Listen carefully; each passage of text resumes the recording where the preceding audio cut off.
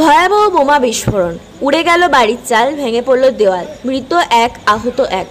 শুক্রবার রাতে কাটোয়া থানার অন্তর্গত রাজোয়া গ্রামে পরপর দুটি ভয়াবহ বোমা বিস্ফোরণে কেঁপে ওঠে গোটা এলাকা। বিস্ফোরণের তীব্রতায় একাধিক বাড়ির চাল উড়ে যায়, একটি বাড়ির দেওয়াল সম্পূর্ণভাবে ভেঙে পড়ে।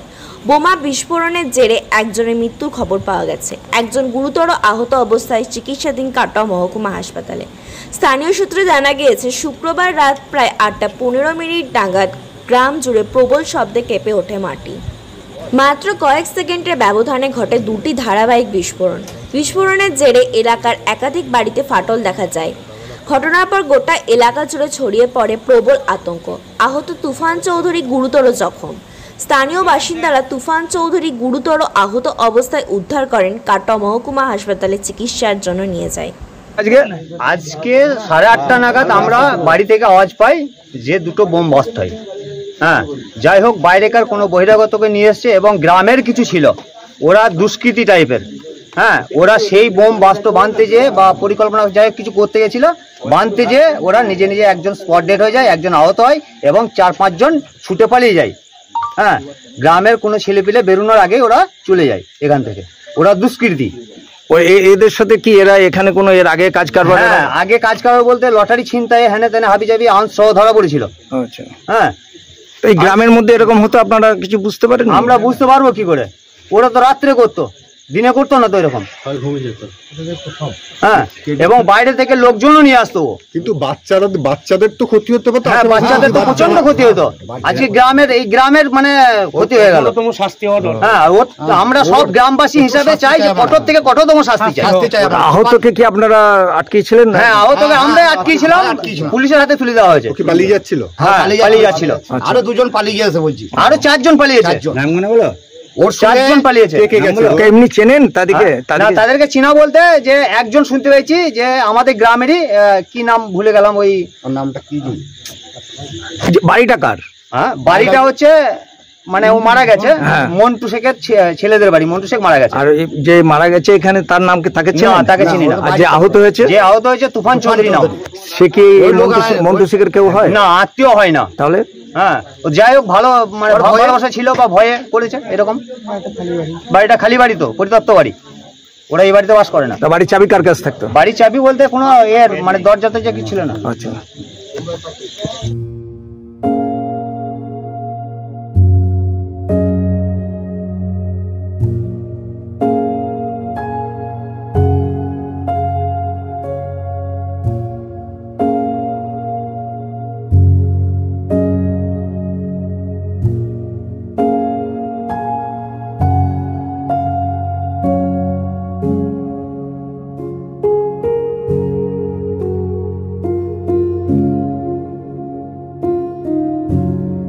ঘটনার পর থেকে আতঙ্কিত রাজোয়া গ্রামের বাসিন্দারা।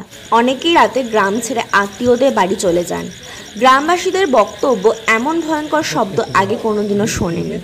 পুরো বাড়ি কেঁপে ওঠে, জানি না আর কি হতে পারত। আমরা শুয়েছিলাম দিয়ে আমরা বলছি কোনো বাজ পড়ছি, ধুমোতে অন্ধকার গড় গড় গড় গড় গড় করছে, আর আমরা তো কোনো অন্ধকারে দেখতে পেয়েছি না, ছুটে দাঁড়িয়ে পারলাম। কজন কবার বাস্ট হয়েছে? কটা আওয়াজ শুনেছে? দুবার। কজন ছিল ভেতরে আমরা জানি না।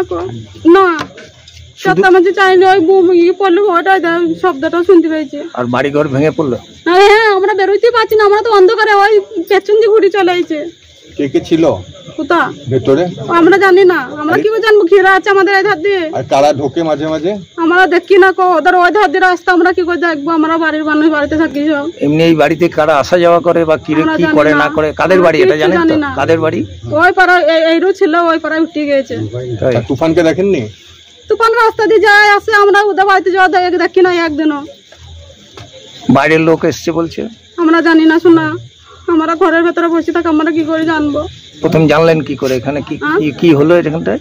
আমরা মনে করছি বাজ পড়ছে। হ্যাঁ, বাজ পড়ছে বলে আমরা বেরিয়ে আইছি। ভাত খেয়েছিলাম আমরা, আমার ছেলে দুটো ভাত খেয়েছিলাম, আমরা ঘরে ওসারাই শুয়েছিলাম। দিয়ে ওই শব্দ শুনে আমরা বাড়িতে বেরোতে যাচ্ছি, তখন ধুমুতে অন্ধকার। ঘটনা নিয়ে ইতিমধ্যে রাজনৈতিক তরজা শুরু হয়েছে। বিরোধীরা শাসক দলের শিথিল প্রশাসনিক ভূমিকার অভিযোগ এনেছে। শাসক দলের পক্ষ থেকে জানানো হয়েছে ঘটনার সঙ্গে যারা জড়িত তাদের কাউকে ছাড়া হবে না। রাজুয়া গ্রামের এই বিস্ফোরণ ফের প্রমাণ করল গ্রামগঞ্জ বেআইনি বোমা তৈরির মতো বিপজ্জনক কাজ কতটা মারাত্মক পরিণতি ডেকে আনতে পারে। পুলিশি তদন্তে আসল সত্য সামনে এলেই জানা যাবে এই বিস্ফোরণের নেপথ্যে আদৌ কোনো চক্রান্ত লুকিয়ে আছে কিনা। পুলিশের প্রাথমিক অনুমান তুফান নিজেই বাইরের থেকে দুষ্কৃতীদের এনে এলাকায় বেআইনিভাবে বোমা বাঁধার কাজ করছিলেন। সেই সময় দুর্ঘটনাবশত এই বিস্ফোরণ ঘটে। ঘটনাস্থলে দ্রুত পৌঁছায় কাটোয়া থানার বিশাল পুলিশ বাহিনী। এলাকা ঘিরে ফেলা হয়েছে, শুরু হয়েছে তদন্ত। বিস্ফোরণে ব্যবহৃত উপাদানগুলি কী ছিল, কোথা থেকে এগুলি আনা হয়েছিল, তুফানের সঙ্গে আর কে বা কারা যুক্ত জানার চেষ্টা চালাচ্ছে police. Bureau report, news network 7। Hallmark সোনার গহনা কেনার একমাত্র ঐতিহ্যশালী স্বর্ণ প্রতিষ্ঠান শ্রী ধীরেন্দ্রনাথ দত্ত গোল্ড প্রাইভেট লিমিটেডের শ্রী সুখেন দত্তের দোকান। ঠিকানা কাছারি রোড, চৌরাস্তা, টেলিফোন ময়দান, কাটোয়া, পূর্ব বর্ধমান। শহরের অন্যতম প্রাচীন ব্যবসায়ী প্রতিষ্ঠান new Shri Gauranga tea store. প্রসিদ্ধ চা ব্যবসায়ী, খুচরো ও পাইকারি চায়ের এই প্রতিষ্ঠান শহরে প্রায় 80 বছর ধরে সুনামের সঙ্গে ব্যবসা করে চলেছে। ঠিকানা কাটোয়া স্টেশন বাজার, চৌরাস্তা।